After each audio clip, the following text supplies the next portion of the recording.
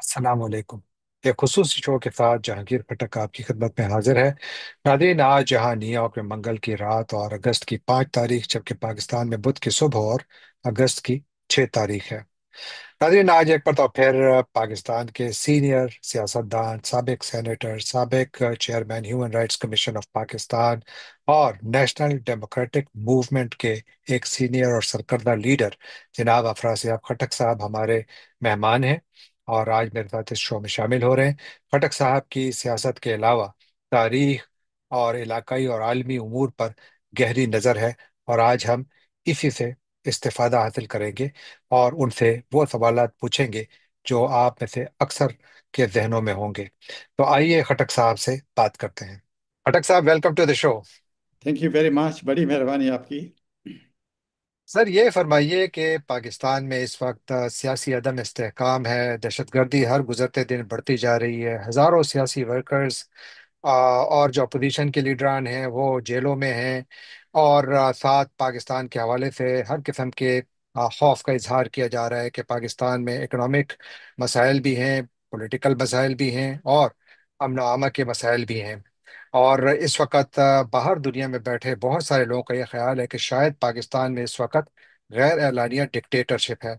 आप क्या फरमाएंगे इस सिलसिले में?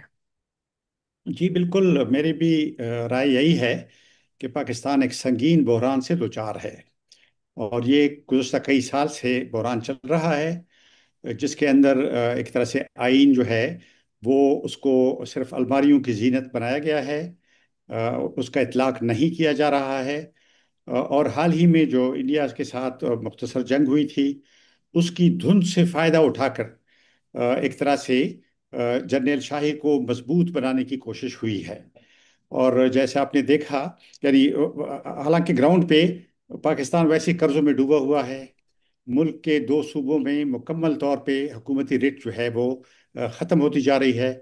और इसी तरह से बेरोजगारी का आलम यह है, और सिविल आज़ादियों पर बड़ी पाबंदियां हैं। देखिए, मीडिया जो है टोटली सेंसर्ड, कंट्रोल्ड, बदतरीन कंट्रोल। ज़िया-उल-हक के दौर में भी ऐसे कंट्रोल नहीं था जैसे आज है। सियासी कैदियों से जेल भरे हैं, चाहे वो पीटीआई के कैदी हों, पीटीएम के हों, बलूच यकजहती कमेटी के लीडरों को और कारकुनों को बड़े पैमाने पर गिरफ्तार किया गया है। और ये सारे जो हैं, ये इनमें से कोई भी मुतशद्दद तहरीक नहीं, ये तो सियासी तहरीकें हैं, उनके नज़रियात से इख्तिलाफ किया जा सकता है। लेकिन ये जो तरीका है कि उनको बोलने ना दें और बोलने वालों को फौरन जेल में बंद कर दें, और जिस तरह से 26वीं तरमीम के जरिए अदलिया को, यानी मैं तो अक्सर कहता हूँ तहसीलदार की अदालत बन गई, जैसे हमारे पुराने फाटा में होता था तहसीलदार की अदालत जो पॉलिटिकल एजेंट के फ़ोन का इंतज़ार करता था। इसी तरह हमारी आला अदलिया जो है वो एजेंसियों के टेलीफोनों पे फैसले करती है। तो इसी तरह से आप देखें, पार्लियामेंट बेवक्त हो गई है, कोई वक़्त नहीं रही पार्लियामेंट की। जैसे इलेक्शन हुए थे वो खुद एक डाका था। लेकिन आज जो कुछ है भी उसमें आप देख रहे हैं, फलां को डिस्क्वालीफाई किया गया, फलां को निकाला गया। आवाम से कब पूछा जाएगा? तो ये ऐसी बातें हैं जिससे तशवीश की बात है। और ये बहरान जो है ऐसे मुझे तो गहरा होता हुआ महसूस हो रहा है, खुसूसन बलूचिस्तान और पख्तूनख्वा के हवाले से तो हालात बड़े ही खराब है। जिस तरह आपने फरमाया कि बलूचिस्तान और खैबर पख्तूनख्वा में हालात बहुत ख़राब हैं और ओवरऑल जो हमारी पॉलिटिकल सिचुएशन है उसमें इंस्टेबिलिटी ख़तरनाक हद तक बढ़ गई है, और उसके अवामिल भी आपने बयान किए। लेकिन मैं स्पेशली फोकस करना चाहूँगा खैबर पख्तूनख्वा पर, जहाँ पर कि वर्चुअली आग लगी हुई है। यानी आप जितने भी हमारे ट्राइबल डिस्ट्रिक्ट्स हैं वहाँ पर शदीद अदम इस्तेहकाम है, बदअमनी है। वहाँ पर एक ऐसा खतरनाक एक ट्रेंड इमर्ज हो रहा है कि जहां पर एक तरफ मिलिट्री है, दूसरी तरफ जो मिलिटेंट्स हैं और तीसरी तरफ अवाम है, और ये तीनों एक दूसरे के मुखालिफ सिमत में जा रहे हैं। कुछ जो ट्राइबल डिस्ट्रिक्ट्स हैं वहां पर, मसलन बाजोड़ वगैरह में, ये जो पूरी सूरत हाल है, जहां पर कि अब खदशा ये है कि यहाँ पर कहीं तीन तरफा लड़ाई कहीं ना शुरू हो जाए। आप इस इलाके पर, ज़ाहिर ताल्लुक भी इस इलाके से है और आपने सियासत भी हमेशा यहाँ पर बहुत ज्यादा मरकूज रखी हुई है। आप क्या फरमाते हैं कि क्या हालात हैं इस वक्त खैबर पख्तूनख्वा के, और ये किस तरफ जा रहे हैं? दर हकीकत टीटीपी को यहाँ लाया गया है। देखे ना, लोगों की आंखों में मट्टी डाली जा रही है, धूल फेंकी जा रही है। अब देखें ना, एक तरफ आपके कहते हैं कि आपकी 5 से 6 लाख फौज है जिसने हिंदुस्तान को शिकस्त दे दी है। लेकिन यहाँ पर 4-6 हज़ार अगर टीटीपी वाले हैं, उन्होंने कई जिलों पर कब्जा कर लिया है। وہ وहाँ سے खराज वसूल करते हैं, भत्ते वसूल करते हैं. देखिए ना, ये मैं कैसे मान लूँ, डेरा इस्माइल खान और बकर, ये यानी आपस में मिले हुए जिले हैं, एक पंजाब सिर्फ का है. दरिया बीच में है, बिल्कुल। जी, सिर्फ दरिया, उस पुल के उस तरफ जो है, वहां पे तालिबान का राज है. वजीर आला भी उनको वो भत्ता देता है, और लोग भी भत्ते देते हैं. और इस तरफ अमन व अमान है, चैन की बंसरी बजा रहे हैं सूबाई हुकूमत पंजाब की. और यहाँ पे एक फर्स्ट वर्ड है इक्तिसादी तरक्की के लिहाज से, और उस तरफ जो है वो तो थर्ड वर्ड है, और इलाका गैर की तरह का सारा बन गया है. जनूबी अजला तो बिल्कुल टीटीपी के हवाले कर दिए गए हैं. ये कैसे मान लें, वो सड़कों पे पाठक लगाते हैं, ये जो डीआई खान और इस्लामाबाद के दरमियान मोटरवे है, इस पे वो निकल आते हैं, गाड़ियां रोकते हैं, और जिनकी मर्जी वो चाहें वो ले जाते हैं अगवा करके. तो ये सूरत हाल. और ये आपने के बाजौड़ के बड़े संगीन वाकयात हुए, खैबर में जैसे हो रहा है. अब देखें ना, मार्टर के गोले लोगों के घरों पर गिरे हैं, ड्रोन अटैक्स हुए हैं. वो कहते हैं कि टीटीपी के पास भी ड्रोन आ गए. टीटीपी के पास ड्रोन कहाँ से आ गए हैं? हमारे कबायली इलाकों में तो कोई कारखाने नहीं हैं, कोई ये कहाँ से आ रहे हैं? तो ये तो ऐसे लगता है कि जैसे एक बड़े जंग के लिए रास्ता हमवार किया जा रहा है. देखिए ना, टेररिस्ट लाए गए हैं ताकि एक दूसरी टेररिज्म वार के नाम पे इन इलाकों पर कब्जा किया जा सके, खसूसन फाटा पे. एक तरह से जो वहाँ के मादी मिनरल वसाइल हैं, मादनियात हैं, उन पर कब्जा की करने की कोशिश है. और साथ में एक तरह से ये जो टेररिस्ट हैं, इनके लिए एक इनक्लेव बनाया जा रहा है, एक नो गो एरिया, एक यागिस्तान. जैसे 2002 से 2014 तक था, 12 साल, यहाँ पे सारे दुनिया के टेररिस्ट आए हुए थे. अलकायदा, चिचन थे, उज़्बेक थे, अरब थे. तो उस तरह का एक दोबारा एक खेल खेला जा रहा है. लेकिन जो अच्छी बात है मेरे ख्याल में, वो ये है कि हमारे अवाम समझ गए हैं, पख्तूनख्वा के अवाम पूरी तरह समझ गए हैं. वो इस बात को यकीन करने लगे हैं, और अपने तजुर्बे की रोशनी में वो कहते हैं कि ये जिहाद नहीं, फसाद है. एक बात. दूसरी बात, वो कहते हैं कि ये फसाद जर्नेल शाही यहाँ लाई है, बारिश में नहीं टपका ये फसाद. तीसरी बात, वो कहते हैं कि ये बड़ी ताकतों के दरमियान जो गलबे की जंग है, ये उसका हिस्सा है, और पश्तूनों का खून बेचकर उस पर डॉलर कमाने की कोशिश की जा रही. तो ये है यानी जो आम आदमी है, जिस वजह से आप देख रहे हैं अपराइजिंग्स, सूबे भर में लोग उठ खड़े हुए हैं. उन्होंने टेररिज्म की को भी रद्द किया है, उनकी मुखालफत की है, और साथ में फौजी ऑपरेशनों की भी. क्योंकि इतने सारे फौजी ऑपरेशन में लोगों का एतमाद उठ गया है, आपने देखा है. यानी लोग कहते हैं कि भाई, ये कैसे ऑपरेशन थे जिनसे यानी दहशतगर्दी बढ़ गई, दहशतगर्दी के खिलाफ जंग का क्या नतीजा निकला, और इसका एहतिसाब किसका एहतिसाब होगा? या कब कोई जो जिम्मेदार लोग थे उनमें से किसको से पूछा जाएगा कि ये क्या हुआ है और क्या हो रहा है? तो ये सूरत हाल है जी. लेकिन एक चीज जो आपने बड़ा यानी दुरुस्त फरमाया कि इस वक्त जो पाकिस्तान में जो पुख्तनख्वा में मसाइल चल रहे हैं, और उसमें यकीनन ये हमेशा से चार्ज लगता चला आ रहा है कि इन दहशतगर्दों को 40,000 दहशतगर्द, ये इसहाक डार साहब जब अभी न्यूयॉर्क आए थे तो उनका यहाँ पे फरमाना था कि 40,000 दहशतगर्दों को इमरान खान के दौर में लाया गया था। मेरा सवाल यह है कि पाकिस्तान की सरहदों की हिफाजत कौन करता है? और दूसरा ये कि पाकिस्तान के अंदर ये फैसले आया सियासी गवर्नमेंट्स करती हैं या ये रावलपिंडी से होते हैं? और तीसरा सवाल कि पाकिस्तान में एक ये over the past few years ये एक ट्रेंड बन गया है कि हम तमाम मसाइल को एक्सटर्नलाइज करने की कोशिश करते हैं। मसलन बलूचिस्तान में मसला आए तो ठीक है कि भारत का भी वहां पर हाथ होगा, लेकिन सारा 100% ब्लेम उधर डाल देते हैं। अगर खैबर पख्तूनख्वा में मसला आता है तो कहते हैं जी इनको अफगान तालिबान इनकी मदद कर रहे हैं, पाकिस्तानी तालिबान की, जिसमें शक भी नहीं है कि कर रहे हैं। लेकिन सवाल यह है कि पाकिस्तान ने तो अपनी बॉर्डर का बहुत बड़ा हिस्सा फेंस किया हुआ है, और यहाँ पर कोई 450 किले भी बनाए गए, ऑलमोस्ट $500 million इस पे खर्च किए गए। उसके बावजूद ये सब कुछ का होना क्या एक कुदरती अमर है? ये हो क्या रहा है एग्जैक्टली कौन यानी अगर तालिबान को रोका भी जाए अफगानिस्तान से तो पाकिस्तान क्या फिर भी इस पे काबू पा लेगा? अर्ज ये है कि प्रोजेक्ट तालिबान जो है वो किसने बनाया? ये तालिबान ये कहीं गैब से नमूदार हुए हैं? ये तो देखें ना, हमारा तो इलाका है, हमारा वतन है, हमारे साथ तो हम टूरिस्ट तो नहीं है. हमारे साथ इस तरह की गुफ्तगू ये करते हैं कि तालिबान फलां जगह से रहे. तालिबान तो अफगान तालिबान भी यहाँ से गए हैं. अफगानिस्तान में तालिबान कहाँ थे? मदरसे भी यहाँ थे, तरबियत गाहें भी यहाँ थी. वजीरिस्तान में जिन लोगों को बिठाया गया था, ये 2002 से 2012 तक, या क्वेटा में कुछ लाख में जो शूरा थी तालिबान की, ये किसकी थी? ये तो यहाँ की एजेंसियों ने बिठाई थी, ये इनका प्रोजेक्ट है. ये तो देखे ना, सियासी ज़रूरतों के तहत इन्होंने आपस में एक तरह से सियासी फासला इख्तियार करने के लिए तालिबान को भी ज़रूरत है, क्योंकि अफगान अवाम कहते हैं कि ये तो पाकिस्तान, मेड इन पाकिस्तान चीज़ है, और हमारे यहाँ हमारे ऊपर मसलत की गई है. تو افغان طالبان کو بھی ضرورت ہے کہ وہ دکھائیں کہ وہ پاکستان کے ساتھ مخالفت کر رہے ہیں. لیکن یہ شروع سے ہم انہیں کہتے آئے ہیں کہ دیکھیں نا، ٹی ٹی پی اور طالبان کوئی الگ چیز تو نہیں ہے. یہ تو ایک تنظیم ہے، اور دونوں پاکستانی ایجنسیوں نے بنائی ہے. ایک ہی تنظیم بنائی، دونوں کیا ایک ہی تنظیم ہے. ان کے ایک امیر ہے، ایک آئیڈیالوجی ہے، ایک امیر سے بیعت انہوں نے کی ہوئی ہے. لیکن یہ کہتے تھے 2007 سے جب ٹی ٹی پی بنی 2021 تک، یہ کہتے تھے کہ ٹی ٹی پی جو ہے اس کو ہندوستان نے بنایا ہے، ہندوستانی ایجنسیوں نے، اور یہ جو افغان طالبان یہ تو مجاہدین ہیں، یہ تو ایسے اچھے لوگ ہیں. اب کہنے لگے کہ نہیں، وہ بھی ہندوستان کے لیے کام کرنے لگے. دیکھیں نا، یہ تو اس طرح سے کہا جائے گا نہیں، خدا نخواستہ، کہ اپنے ملک کے اندر کسی صوبے پر الزام لگا کہ یہ بھی ہندوستان کے دوست ہو گئے ہیں. تو یہ مبالغہ اس لیے کرتے ہیں کہ دیکھیں نا، بڑی ایک طرح سے ایسی بات کریں جو کسی کو اس پر یقین نہیں آئے گا.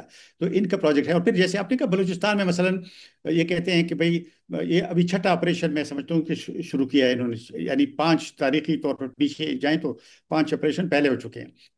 یہی ہمارے جرنیل تھے جو کہتے تھے افغانستان کے بارے میں کہ یہاں پہ جو یعنی طالبان اور امریکہ کی لڑائی تھی، تو یہ کہتے تھے کہ اس کا سیاسی حل ہونا چاہیے، اس کا کوئی فوجی حل نہیں ہے. یہ کہتے تھے بار بار.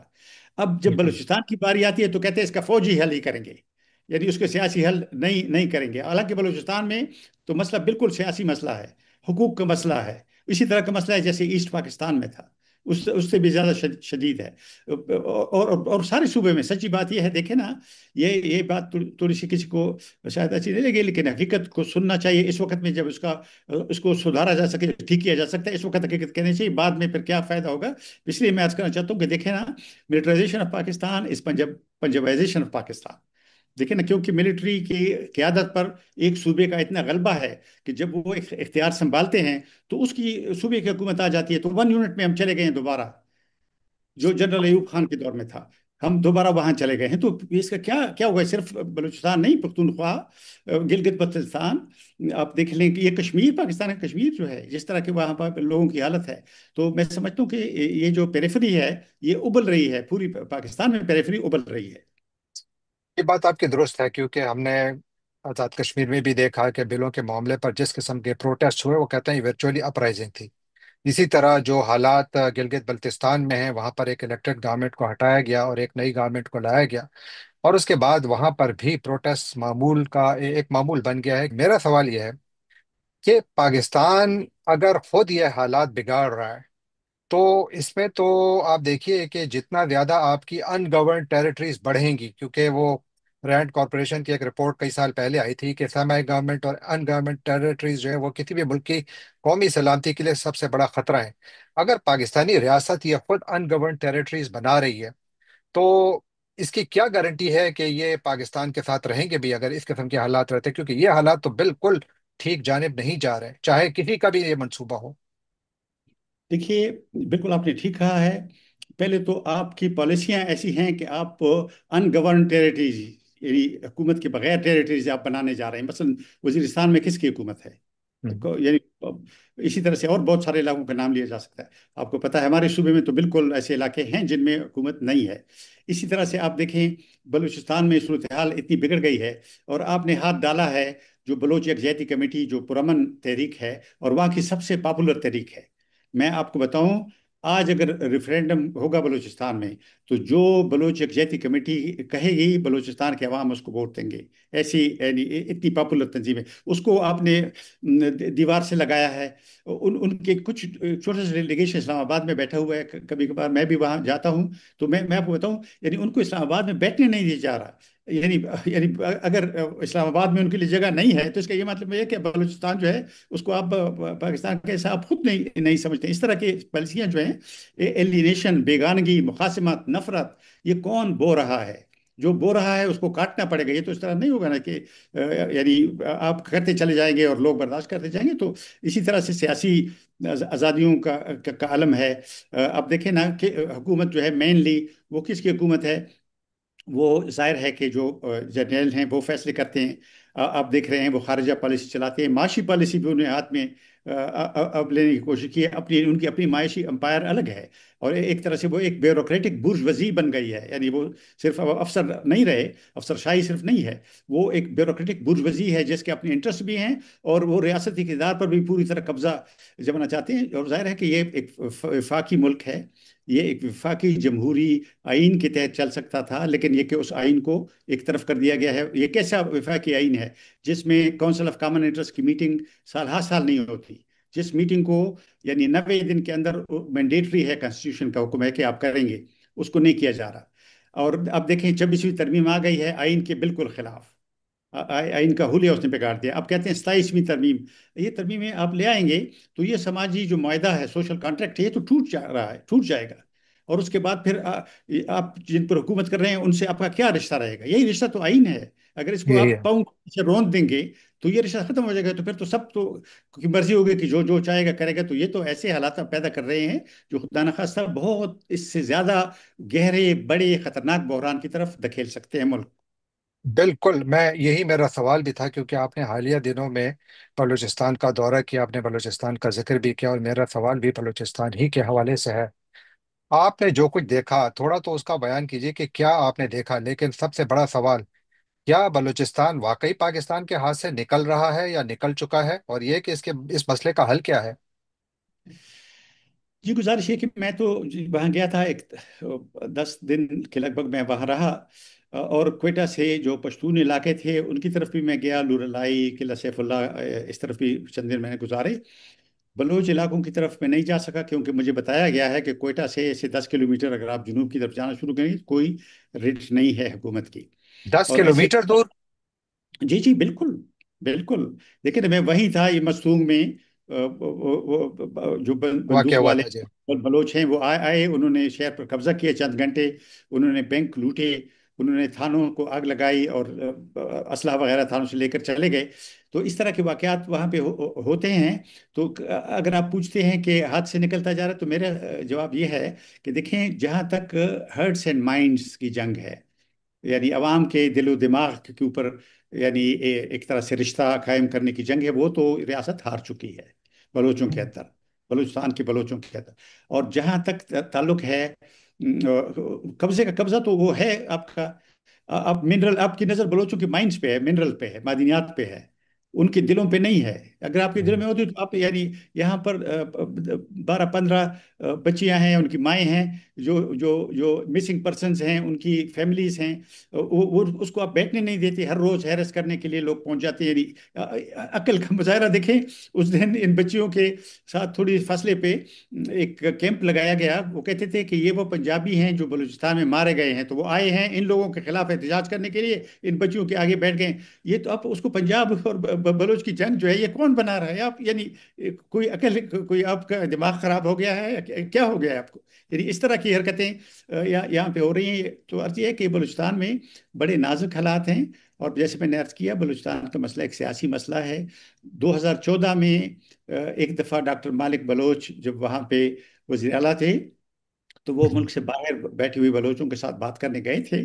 और जो उस वक्त रिपोर्टें छपी भी थी और पार्लियामेंट में भी मैंने सुनी थी, कुछ बात आगे बढ़ रही थी कि इसको यहाँ पे वीटो किया गया था उसको। और उसके बाद से फिर किसी ने सियासी हल का नाम नहीं लिया है। मुझे याद है 2014, 24 दिसंबर 2014, जब वो पेशावर में बच्चों के स्कूल का वाक़या हुआ था, उसके बाद जो एपीएस। जेएपीएस के वाक़े के बाद वज़ीर आज़म नवाज शरीफ साहब उस वक्त वज़ीर आज़म थे, उनकी हुकूमत ने किया था। मैं भी उसमें गया था, और भी लोग आए थे सारी पार्टियों के। मैं उस वक्त एएनपी की तरफ से वफद में शामिल था, तो और लोग भी थे। सारी सियासी पार्टियां थी, कोई सियासी पार्टी उससे बाहर नहीं थी, फौज के लोग भी थे। तो वहाँ पे मुझे याद है वज़ीर आज़म के, उस वक्त वज़ीर आज़म नवाज शरीफ साहब ने कहा था कि वो जल्द ही एक कॉन्फ्रेंस बुलाएंगे जिसका एक पॉइंट एजेंडा होगा बलूचिस्तान और उसका हल। लेकिन वो दिन और आज का दिन, 11 साल उसको हो गए हैं, वो फिर उसकी कोई मीटिंग नहीं, वो एपीसी जो है वो भूल भाल के खत्म हो गई है। तो इसके लिए कोई सीरियसनेस बुनियादी तौर पर है ही नहीं, क्योंकि मिलिट्री हल ही देखा जा रहा है। जी बिल्कुल, जैसे मैंने इसके ना आईनी सारा प्रोग्राम जो है, आईनी जो रास्ता है उसको छोड़ दिया गया है ना। अब देखें, यानी ये बातें बाजार छोटी छोटी नहीं है, पर देखें ना, नेशनल फाइनेंस कमीशन अवार्ड, आपने सुना होगा, एनएफसी अवार्ड। जी जी। ये आइन में लिखा है कि हर 5 साल के बाद जो वसाइल की या मालियात की तकसीम है विफाक और सूबों के दरमियान, उसके लिए एक अवार्ड जारी होगा। जी जी। अब आखिरी बार ये जारी हुआ था 2010 में। 15 साल से कोई एनएफसी अवार्ड नहीं जारी हुआ। हर 5 साल के बाद होना चाहिए। अब ये जो पैसे निकाल रहे हैं, ये तो गैर आईनी बात है। देखिए, बिल्कुल। ये देखिए ना, आप मुल्क से, आईनी रियासत से आप रजवाड़ा बनने की तरफ जा रहे हैं। ये तो बिल्कुल रजवाड़ों में, दुरुस्त कर। मुल्क में बिल्कुल से आईन के मुताबिक आपको चलना होगा ना, लेकिन नहीं। वो कहते हैं हम नहीं करते, एनएफसी बिल्कुल। नहीं नहीं करेंगे, सीसीआई की मीटिंग हम नहीं बुलाएंगे। एक नेशनल इकोनॉमिक काउंसिल है, लेकिन आपने एक सरमायाकारी की काउंसिल एक और बना ली है। तो ये जो मुल्क के जो आईनी इदारे, वो कहाँ जाएंगे? वो किसी और मुल्क में काम करेंगे? तो ये इस तरह के सवालात हैं जिनका कोई जवाब नहीं है। बिल्कुल आप दुरुस्त फरमा रहे हैं कि वो स्ट्रक्चर के ऊपर स्ट्रक्चर और सुपर स्ट्रक्चर और उसके ऊपर फिर एक और स्ट्रक्चर, तो बस इसकी इन्हीं लेयर्स ने बुनियादी तौर पर मजीद कंफ्यूजन पैदा किए। हमारे पास सिर्फ 2-3 मिनट रह गए। मेरा आखिरी सवाल यह है सर कि इस वक्त पाकिस्तान के हालात तो हैं जिस पे हम आपने बड़ी सिर हासिल गुफ्तगू भी की, लेकिन आप देखिए पाकिस्तान और अमेरिका हालिया दिनों में काफ़ी एक दूसरे के करीब आए हैं। इससे भारत में भी काफ़ी वो तो दायर है कि अनीज ऑब्वियस है कि अगर पाकिस्तान वो अमेरिका के करीब जाता है तो इंडिया उससे खुश नहीं होता, और यही हाल अगर इंडिया अमेरिका के करीब जाए तो पाकिस्तान में अनीज होती है। लेकिन मेरा सवाल चीन के हवाले से, आप चीन पर काफ़ी काम कर रहे हैं, आपने किताबें भी वहाँ की जो तो शी चिपिंग की चाइनीज लैंग्वेज की किताब है उसको आपने तर्जुमा भी किया है। मेरा सवाल यह है कि पाकिस्तान और चाइना के ताल्लुकात की इस वक्त क्या नौयत है। देखिए जी, चीन तो पाकिस्तान का पड़ोसी है और पाकिस्तान का दोस्त है। लेकिन पाकिस्तान की अमेरिका से दोस्ती बहुत पुरानी है। और बिल्कुल, यानी पाकिस्तान के बनने के बाद से बरतानिया और उसके बाद अमेरिका से रही है। तो जैसे मेरा ख्याल है किसिंजर साहब ने कहा था, या अमरीकी किसी, किसिंजर मुझे याद पड़ता है कि उसने कहा था कि अमरीकी दुश्मनी भी खतरनाक है, दुस- लेकिन इसकी दोस्ती जो है वो मोहलिक साबित हो सकती है, फैटल मोहलिक बिल्कुल। साबित हो सकती है। तो पाकिस्तान के साथ तो दोस्ती जब भी अमरीका की हुई है, उनको वन विंडो ऑपरेशन चाहिए। उसके लिए जर्नल शाही को वो हमेशा उसने तबके लगाई है, चाहे वो अयूब खान हो, चाहे वो जियाउल हक हो, चाहे वो जनरल मुशर्रफ हो, और चाहे ये भी मौजूदा क़यादत है। तो लगता ये है कि उनको वन विंडो ऑपरेशन चाहिए। और लेकिन उसका इस मुल्क के लिए क्या होगा, यानी मुल्क पर इसके क्या असरात होंगे? दूसरी बात ये, जैसे आपने कहा चीन के साथ, देखिए ना, चीन ने यहाँ पे CPEC, China Pakistan economic corridor का काम शुरू किया। मेरा ख्याल है कि $40 अरब से ज़्यादा उन्होंने सरमायाकारी की, लेकिन वो काम ठप हो गया है, वो काम रुक गया है। हम्म। मुझे नहीं समझता कि चीन इस मामलों से खुश होगा। जाहिर है कि उनके लिए तो यानी उनके, यानी 40 अरब की डॉलर की रकम जो है उनकी इन्वेस्टमेंट है। दूर। अच्छा, उनके लोग यहाँ पे सिक्योरिटी उनको नहीं फराहम की जा सकती, वो अब काम नहीं कर सकते। तो ये एक तरह से ऐसे लगता है कि ताल्लुकात बहुत अच्छे नहीं हैं। यानी यानी जो आमतौर पे सुनाई देता है लोगों से जो चीन आती जाती हैं, और लोग जो जाना चाहते हैं, क्योंकि बहुत सारे लोग जाना चाहते हैं, तो कहते हैं उनका वीज़े का मसला भी ज़रा मुश्किल हो गया है। यानी वहाँ से स्पॉन्सरशिप आपको लेनी होगी, तब आपको वीज़ा मिलेगा। शायद इसकी वजूहत सिक्योरिटी की भी हों, क्योंकि यहाँ पे टीटीपी भी है, दाइश की खबरें भी आती हैं। तो जाहिर है कि उन्हें सिक्योरिटी की भी जरूरत होगी, लेकिन साथ में सियासी तौर पे भी कोई खुशी तो नहीं होगी उनको, जो जिस तरह पाकिस्तान जा रहा है। और ये जो पूरा खेल है, ये तो सेंट्रल एशिया के लिए है, सेंट्रल एशिया को डिस्टेबलाइज करने के लिए है। ये जो तालिबान को अफगानिस्तान में लाया गया है और टीटीपी और दाइश एक्टिव हो गए हैं, ये तो इस तरह से, जैसे जैसे पाकिस्तान से एक्सपोर्ट किया गया तालिबान का प्रोजेक्ट अफगानिस्तान के अंदर, अब अफगानिस्तान से ये एक्सपोर्ट होगा सेंट्रल एशिया की तरफ। और ये एक बहुत खतरनाक सूरत हाल है चीन के लिए खसूसन, क्योंकि चीन जो है सेंट्रल एशिया में उसकी बहुत बड़ी सरमाकारी है। और चीन इस वक्त जो 5 मुल्क हैं उनका सबसे बड़ा तिजारती पार्टनर है। तो अगर बिल्कुल। वहाँ हालात खराब होते हैं, तो वो भी ज़ाहिर है कि चीन का मुहासरा एक तरह से किया जा रहा है। तो मैं समझता हूँ कि पाकिस्तान की पॉलिसियों पे जो ताली लोग पीट रहे हैं, और जंग की धुंध से फ़ायदा उठा के बाज़ लोग ये बातें कर रहे हैं। मुझे याद है सन 65 की जंग के बाद जनरल अयूब खान की हुकूमत ने भी इसी तरह से किया था। लेकिन 2 साल के बाद फिर हमें मालूम हुआ था कि असल में वो जंग अयूब खान ने हारी थी, लेकिन वो पाकिस्तान में उन्होंने इस तरह उसका फ़ायदा उठाने की कोशिश की थी। तो असल बात यह है कि जंगों से कुछ नहीं होगा। हमें जो जियो इकोनॉमिक है उस पर आना चाहिए, और एक आईनी निज़ाम की तरफ अगर फौरी तौर पर ना आए, तो एक बहुत बड़ा नुकसान होने का खदशा है।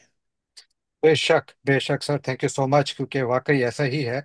पाकिस्तान और अमेरिका के ताल्लुकात भी बहुत अहम हैं और पाकिस्तान और चीन के ताल्लुकात भी बहुत अहम है। पाकिस्तान ने कोशिश तो की है कि इनको बैलेंस करें, لیکن وہ شائبہ ختم نہیں ہو رہا، جو کہ جس کی طرف میں نے اشارہ کیا اور جس پر آپ نے اپنی رائے بھی پیش کی، کہ پاکستان اور چین کے تعلقات کو ممکنہ طور پر یہ جو جس طریقے سے ہینڈل کیے جا رہے ہیں امریکہ کے ساتھ تعلقات، اس سے نقصان پہنچ سکتا ہے۔